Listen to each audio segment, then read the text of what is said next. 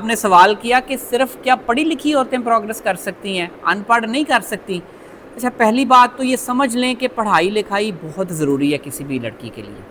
کسی بھی لڑکی کے لیے پڑھائی لکھائی ضروری ہے، چاہے وہ گھر بیٹھ کے کر لے، چاہے وہ اپنے گھر کے ساتھ والے اسکول کالج میں جا کے کر لے، بڑی ضروری ہے. میں اس چیز کے حق میں ہوں کہ بچیوں کو پڑھانا چاہیے، عورتوں کو تعلیم کچھ نہ کچھ کسی نہ کسی طریقے سے دینی چاہیے. اچھا، فرض کر لیں آپ کو ایسے مواقع نہیں ملے، آپ کو ایسی اپرچونٹی نہیں ملی کہ آپ زیادہ پڑھ سکیں. میرا خیال ہے تب بھی آج کے دور میں بڑے مواقع موجود ہیں.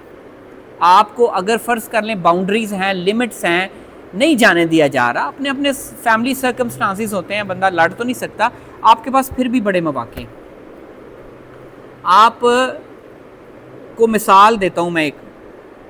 آج کل کافی یہ رجحان ہے کہ لوگ بچیوں کو پڑھنے سے نہیں روکتے. مثال یہ دیتا ہوں کہ میرے ساتھ ایک بیٹی نے رابطہ کیا، کونسلنگ میرے گروپ میں ہے بلکہ وہ نا، تو وہ کہتی ہے she just clear the bachelors, اس نے بیچلرز کے پیپر دیے ہیں، شی از فرام گجرانوالا، اور وہ کہتی ہے کہ سر میرے نہ مجھے موبائل یوز کرنے دیا جاتا ہے، نہ مجھے انٹرنیٹ یوز کرنے دیا جاتا ہے، نہ مجھے گھر سے نکلنے دیا جاتا ہے، تو مجھے بتائیں میں کیا کروں. She just found an opportunity to talk to me, کیونکہ گروپ میں وہ کافی عرصے سے ہے تو وہ شاید ایک نمبر ہے.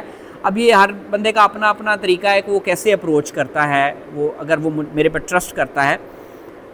تو کہتی ہے سر مجھے سمجھ نہیں آ رہی میں کروں کیا، پڑھی لکھی بیچلرز کیا ہے تو مجھے کچھ کرنے ہی نہیں دیا جاتا، مجھے فیملی کی طرف سے سپورٹ نہیں ملتی. اب یہ ایک سینیریو ہے.